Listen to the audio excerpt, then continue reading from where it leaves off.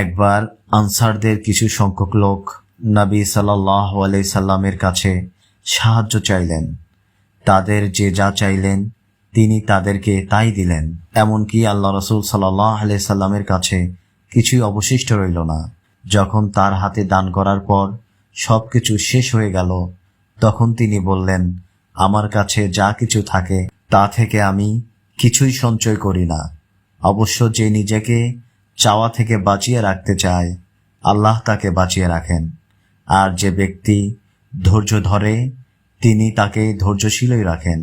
আর যে অমুখাপেক্ষী হতে চায়, আল্লাহ তাকে অভাবমুক্ত রাখেন। সবরের চেয়ে বেশি প্রশস্ত ও কল্যাণকর কিছু কখনোই তোমাদের দান করা হবে না। কশিনকালেও তোমাদের কাউকে তার নিজের আমল কখনোই নাজাত দিবে না। তারা বললেন, হে আল্লাহ রসুল, আপনাকেও না? আল্লাহ রসুল সাল্লাল্লাহু আলাইহি সাল্লাম বললেন, আমাকেও না, তবে আল্লাহ আমাকে তার রহমত দিয়ে আবৃত রেখেছেন। তোমরা যথারীতি আমল করে আল্লাহ তাআলার নৈকট্য লাভের চেষ্টা করো। তোমরা সকালে, বিকালে এবং রাতের শেষ ভাগে আল্লাহর ইবাদত করো এবং মধ্যম পন্থা অবলম্বন করো। মধ্যম পন্থা তোমাদেরকে লক্ষ্যে পৌঁছাবে। যদি বনি আদমকে স্বর্ণে ভরা এক উপত্যকা মাল দেওয়া হয়,